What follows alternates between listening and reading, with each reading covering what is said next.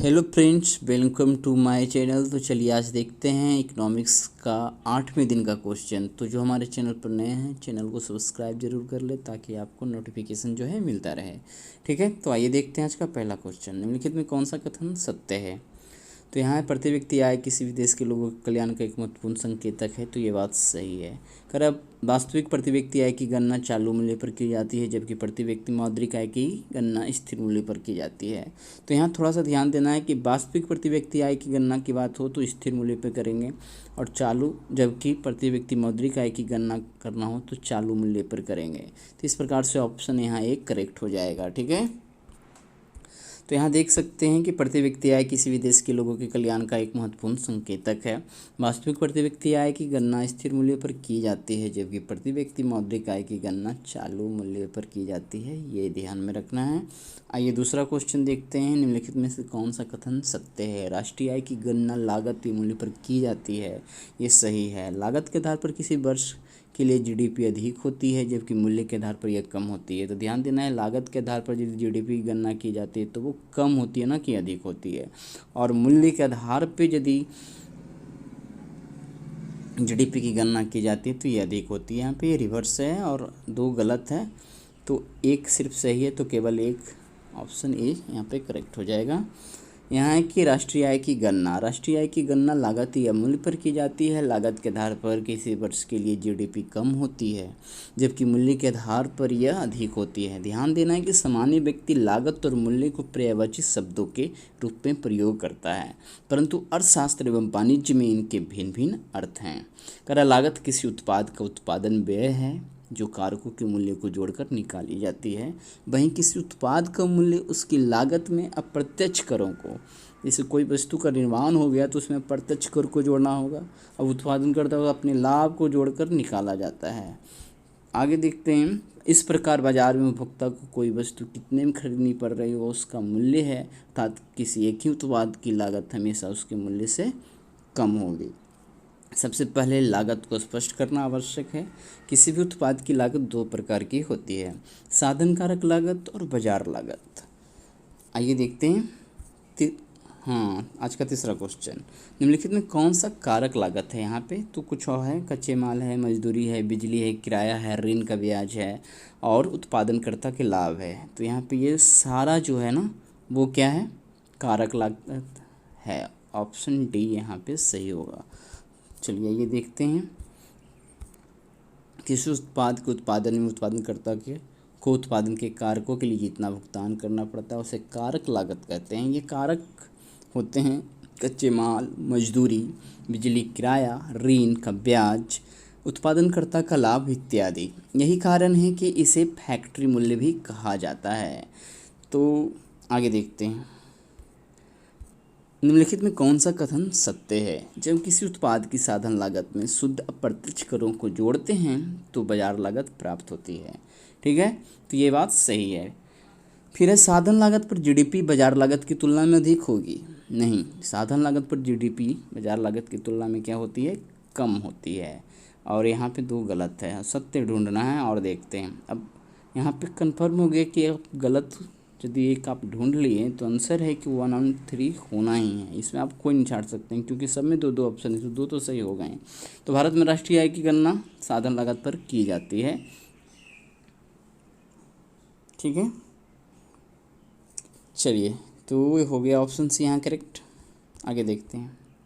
करें बाजार लागत, मार्केट कॉस्ट। जब किसी उत्पाद की साधन लागत में शुद्ध अप्रत्यक्ष करों को जोड़ते हैं तो बाजार लागत प्राप्त होती है। इसी मूल्य पर वो उत्पाद फैक्ट्री छोड़ता है। यही कारण कि इसे पूर्व फैक्ट्री मूल्य, एक्स फैक्ट्री प्राइस भी कहा जाता है।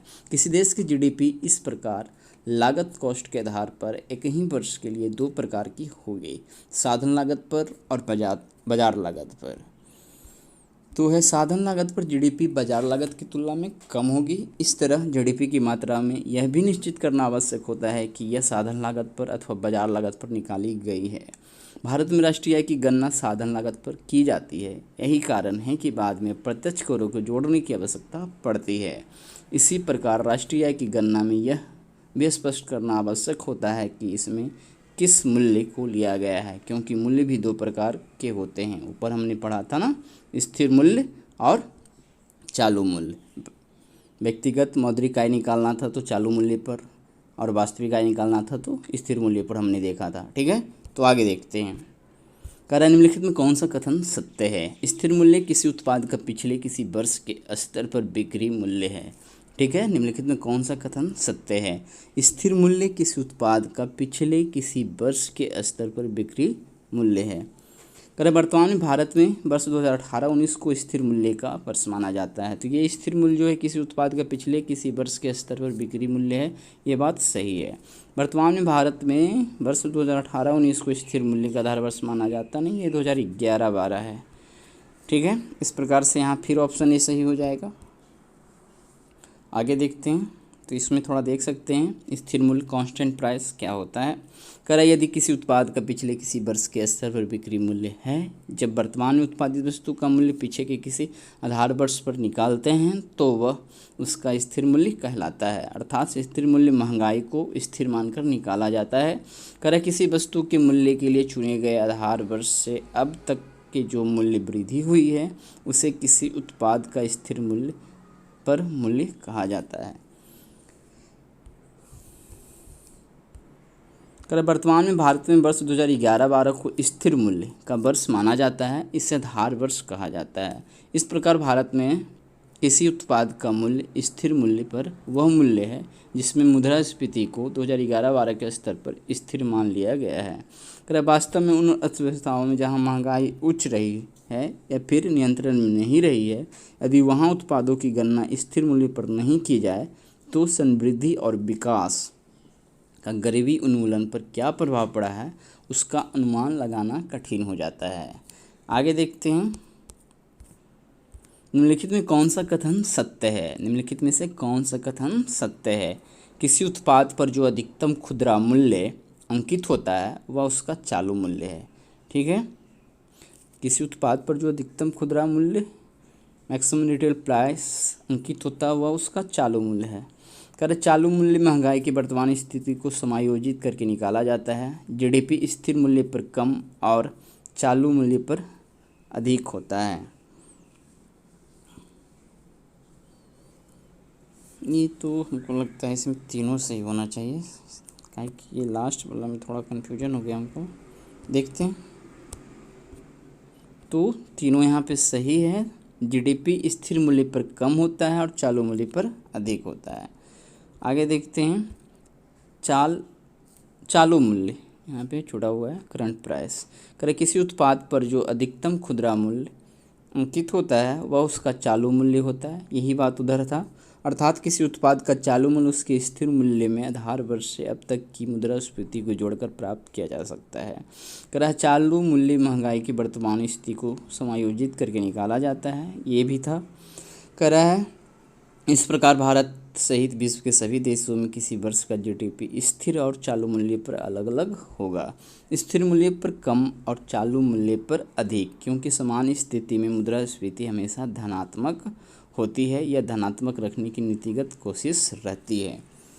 आगे देखते हैं, उन अर्थव्यवस्थाओं में जहां मुद्रास्फीति अपेक्षाकृत लंबी अवधि से नियंत्रित और संतुलित रही है, जैसे कि विकसित देश, राष्ट्रीय आय की गणना चालू मूल्य पर की जाती है। ध्यान रखना है, विकसित देशों में राष्ट्रीय आय की गणना जनरली चालू मूल्य पर की जाती है। इसके विपरीत भारत सहित अधिकांश विकासशील देशों द्वारा राष्ट्रीय आय की गणना स्थिर मूल्य पर की जाती है। तो ध्यान देना है कि भारत में यदि राष्ट्रीय आय की गणना करना हो तो वो स्थिर मूल्य पर किया जाता है, और विकसित देश की बात किया जाए तो वो चालू मूल्य पर किया जाता है। पर भारत की राष्ट्रीय आय जो इसका एनएनपी है की मात्रा के साथ यह भी लिखा होता है साधन लागत पर और स्थिर मूल्य पर, परंतु आर्थिक समीक्षा में वित्त मंत्रालय द्वारा पेश की गई आय संबंधी आंकड़े बाजार लागत और चालू मूल्य पर उपलब्ध कराए जाते हैं। आवश्यकता अनुसार इन आंकड़ों का उपयोग किया जाता है।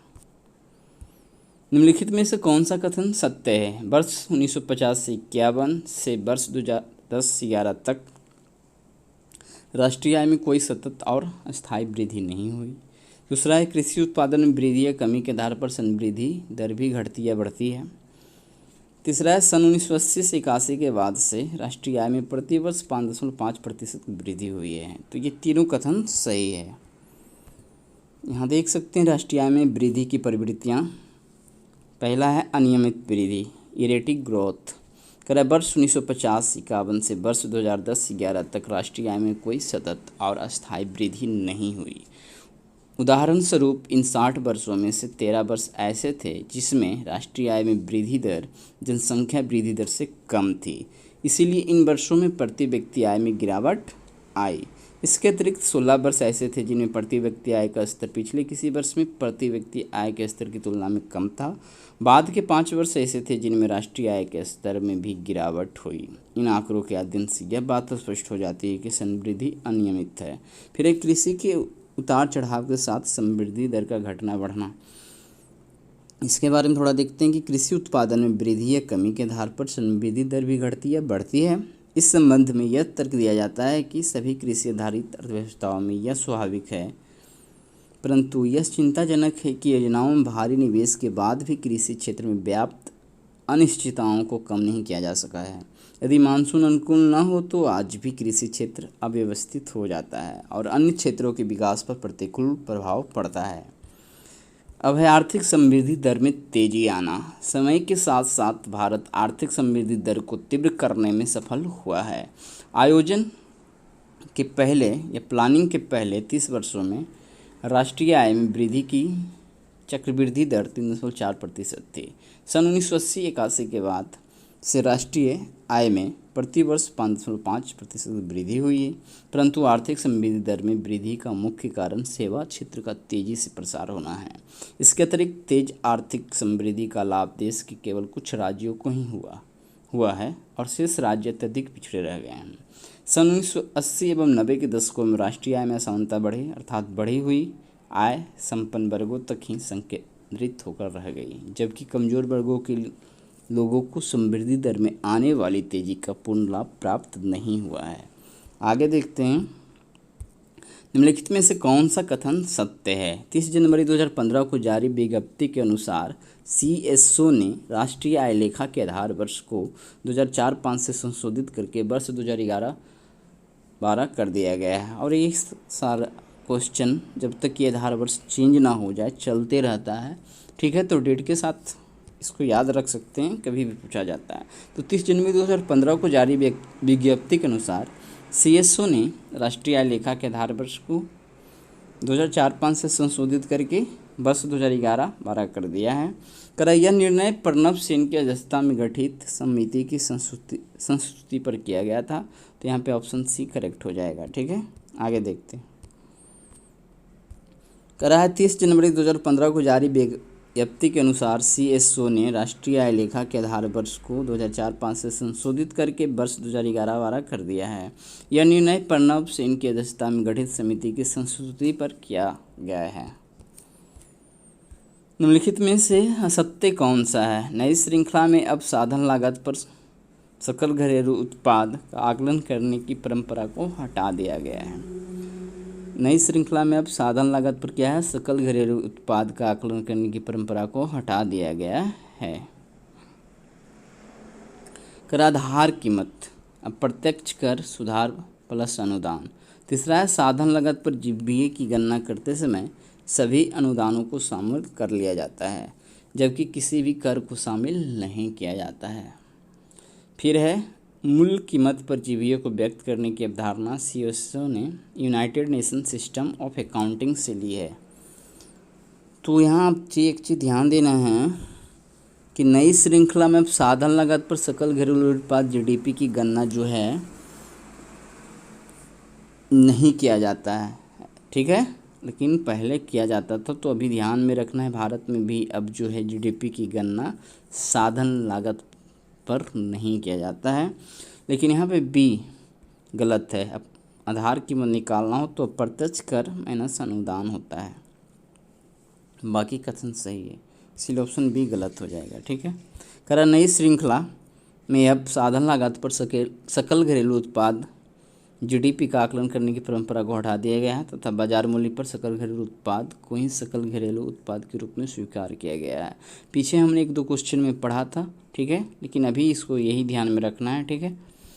कर सीएसओ की नई घोषणा के अनुसार सकल घरेलू उत्पाद की गणना के लिए क्षेत्रवार सकल मूल्यवर्धन के अनुमान के लिए साधन लागत के स्थान पर आधार कीमतों को प्रयोग में लाया जाएगा।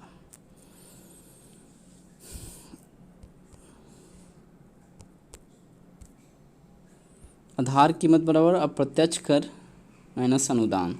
कर साधन लागत पर जीवीए की गणना करते समय सभी अनुदानों को शामिल कर लिया जाता है, जबकि किसी भी कर को शामिल नहीं किया जाता है। बाजार मूल्य पर जीवीए की गणना करते समय उत्पादन करों को शामिल किया जाता है तथा उत्पाद अनुदान को सम्मिलित नहीं किया जाता है। इस विज्ञप्ति में सीएसओ ने इस बात पर बल दिया कि आगे से सकल घरेलू उत्पाद बाजार मूल्य को ही राष्ट्रीय विकास की माप के लिए प्रयोग में लाया जाएगा।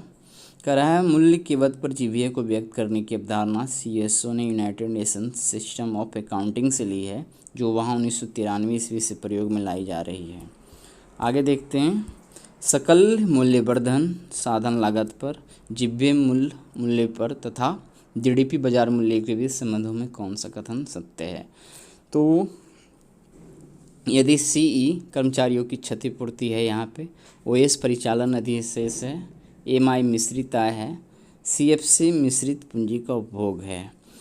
अब यहाँ पे जो भी रिलेशन दिया गया है, जैसे जीवीए मूल्य पर जो है सी प्लस ओएस या एमआई, ठीक है, ओएस या एमआई की, तो यहाँ पे देख रहे हैं परिचालन अधिशेष या मिश्रित आय प्लस मिश्रित पूंजी का उपभोग, प्लस है उत्पादन कर माइनस उत्पादन अनुदान। फिर है जीवीए साधन लागत पर, ये सब थोड़ा सा एक दो बार आपको देख के याद करना पड़ेगा। और जीवीए मूल्य पर माइनस उत्पाद अनुदान घटाने के बाद उत्पाद कर। फिर है जीवीए साधन मूल्य पर, तो जीवीए मूल्य पर प्लस उत्पाद कर माइनस उत्पाद अनुदान। तो यहाँ पे तीनों कथन उससे रिलेटेड सही है, इसलिए 1 2 3 सही होगा, ऑप्शन डी। कर सकल मूल्यवर्धन साधन लागत पर जीवीए मूल्य पर तथा जीडीपी बाजार मूल्य के बीच संबंध, तो ये सारा वही है। तो आज हमने 10 क्वेश्चन देख लिया, ठीक है, इकोनॉमिक्स से। तो ये अभी हमारा जो सीरीज है फ़िलहाल एनसीईआरटी से चल रहा है, ठीक है। तो मिलते हैं अगले दिन अगले सब्जेक्ट के साथ, तब तक हमारे वीडियो को देखते रहें। धन्यवाद।